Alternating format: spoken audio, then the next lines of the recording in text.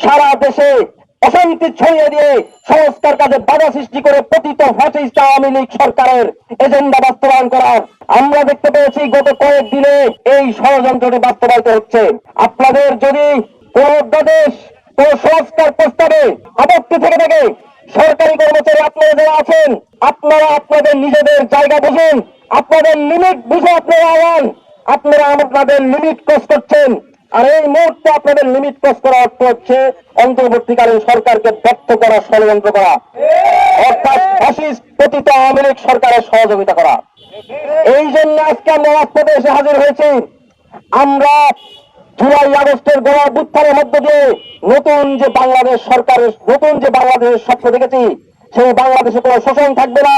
সেই বাংলাদেশের সরকারি অফিসে একজন কৃষক শ্রমিক মজদুর হবেন স্যার, এবং একজন পাবলিক সার্ভেন্ট হবে খেদমতগার। আমরা এই বাংলাদেশের স্বপ্ন দেখেছি, এই বাংলাদেশের জন্য মানুষ রক্ত দিয়েছে। এই বাংলাদেশ আমরা প্রতিষ্ঠা করব।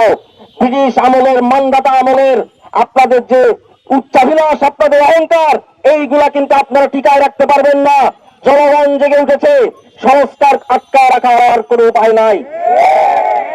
আজকে অনেকেই অনেক কষ্ট স্বীকার করে কর্মসূচিতে উপস্থিত হয়েছেন। এখনো ঢাকায় মারাত্মক জ্যামের কারণে অনেকে এসে পৌঁছাতে পারেননি। আপনাদের সকলকে আন্তরিকভাবে ধন্যবাদ জানাচ্ছি। আজকে জুলাই বিপ্লবী ছাত্র জনতার কমন ব্যানারে যারা এসেছেন এবং আপনাদের সংহতি জ্ঞাপন করেছেন, তাদেরকে আন্তরিকভাবে ধন্যবাদ জ্ঞাপন করছি। আমাদের এই কর্মসূচি চলবে। আমরা দেখেছি যে সচিবালয় থেকে শুরু করে সবগুলো সরকারি অফিসে কর্মবিরতি, ধর্মঘটের একটা হুমকি দেওয়া হয়েছে। এই হুমকি আমরা জনগণের প্রতি হুমকি মনে করি। আমরা সচিবালয় থেকে আমাদের কর্মসূচি শুরু করলাম, সারা দেশে এখন আমরা ছড়িয়ে যাব।